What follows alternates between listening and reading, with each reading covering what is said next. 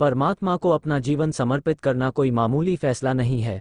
इसका मतलब है कि हम जो कुछ भी जानते हैं उसे पीछे छोड़ दें और अपना भरोसा ऐसे ईश्वर के हाथों में सौंप दें जिसे हमने कभी नहीं देखा। हालांकि अपना जीवन मसीह को समर्पित करना एक आम मुहावरा है जिसे हम चर्चों में सुनते हैं। मेरा मानना है कि हम इस तरह के समर्पण का मतलब समझाने में अपर्याप्त काम करते हैं, चूंकि समर्पण एक आम तौर पर समझा जाने वाला शब्द है। इसलिए मुझे लगता है कि हम इस तरह के निर्णय के परिणामों को समझाने में चूक जाते हैं।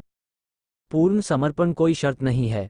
हमारे जीवन के ऐसे कोई क्षेत्र नहीं हैं जिन्हें हम अपने लिए रख सकें। हमारे व्यक्तित्व का कोई भी पहलू ऐसा नहीं है जिस पर हम नियंत्रण रख सकें। पूर्ण समर्पण ही एकमात्र स्वीकार्य तरीका है जिसके द्वारा हम परमात्मा के सच्चे शिष्य कहला सकते हैं। मैं पहले ही कह देना चाहता हूं कि पूर्ण समर्पण का मतलब पूर्ण समर्पण नहीं है। मैं ईश्वर का आभारी हूं कि वह हमारे हृदय और उसके प्रति हमारी प्रतिबद्धता को देखता है। अगर हमें हमारी प्रतिबद्धता के निष्पादन के आधार पर आंका जाए तो हम सभी बहुत बड़ी मुसीबत में पड़ जाएंगे।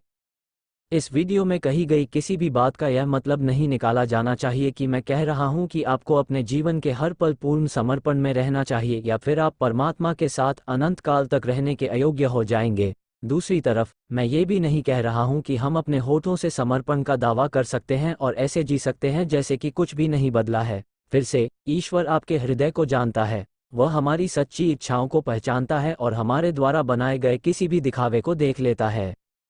पूर्ण समर्पण करना, हम में से किसी ने भी परमात्मा के प्रति अपनी प्रतिबद्धता जताते समय जितना सोचा था उससे कहीं ज्यादा काम है। ये हमारी कुछ आदतों और संगति को बदलने से कहीं ज्यादा है।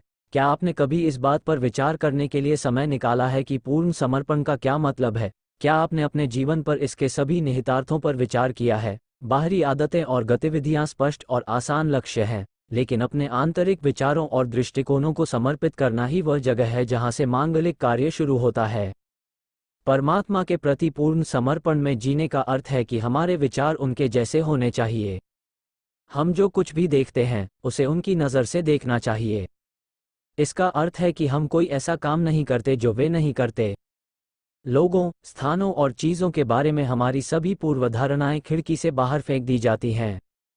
हमारे जीवन का हर पल मसीह के बारे में बन जाता है। जब आप बिल्कुल अकेले होते हैं तो आप किस बारे में सोचते हैं? क्या ये ईश्वर का सम्मान है? क्या आपने वास्तव में अपने विचारों को परमात्मा के प्रति समर्पित कर दिया है? जब आप अपने से अलग किसी व्यक्ति से मिलते हैं तो क्या होता है? आपकी पहली प्रतिक्रिया क्या होती है? क्या यह वही है जो परमात्मा की होती? क्या आप इस क्षेत्र में भगवान के प्रति समर्पित हैं? ईश्वर की कृपा के बिना पूर्ण समर्पण असंभव है। हम इसे अपने आप कभी नहीं कर सकते। यह एक ऐसी प्रक्रिया है जिसे हम कभी पूरा नहीं कर सकते, लेकिन हमें हमेशा इसका अनुसरण करना चाहिए। हमें जो कुछ भी करने के लिए वह हमें देता है उसके लिए हमें तैयार रहना चाहिए और प्रार्थना करें कि हम तैयार रहें। हमें अपने जीवन में आने वाली हर चीज़ को स्वीकार करना चाहिए और प्रार्थना करें कि हम उसे स्वीकार करें। पूर्ण समर्पण का अर्थ है कि हम चाहते हैं कि हमारे जीवन में केवल उसकी इच्छा पूरी हो। इसका अर्थ है कि केवल स्वयं के अलावा कुछ भी न मांगना, वह पर्याप्त है। क्या आप पूर्ण समर्पण में जीने के लिए तैयार हैं? पूरी वीडियो देखने के लिए धन्यवाद।